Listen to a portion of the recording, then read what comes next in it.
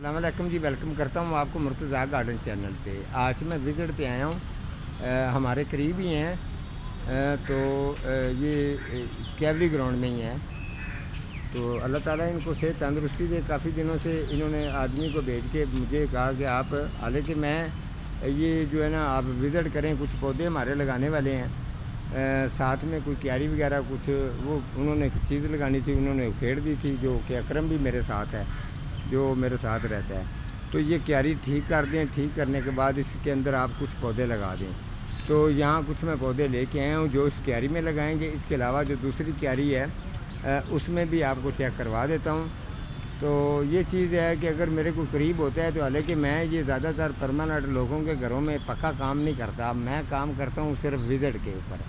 Visit करके उनको काम करके दे दिया। तो ये बाजी लोग जो हैं ये बहुत ही अच्छे हैं, बड़ी कदर करते हैं। इन्होंने कहा कोई मसला नहीं है, आप हमारा भी अगर पक्का काम कर लें तो कोई मसला नहीं है।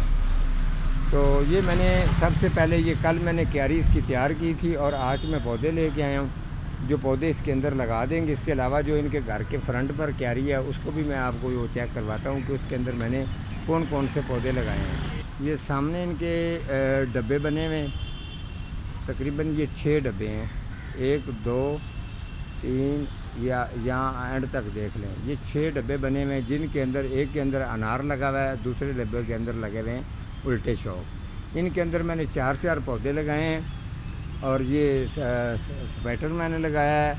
इसके अलावा ये केप प्लांट लगाया है। ये प्लांट इसीलिए पौधे लगाए गए हैं कि इनके अंदर मौसमी पनीरी जो है वो भी लगेगी। और ये पौधे जो मैंने लगाए हैं ये 12 महीने हमेशा चलते हैं। ठीक है, आप इसको इस तरीके का व्यू मैंने दे दिया है कि इसके अंदर फूलों वाले पौधे भी लगे हैं। उसके अलावा ये वाले जो हैं ये परमानेंट पके रहे हैं। ये पर्पल आर्ट भी लगाया है।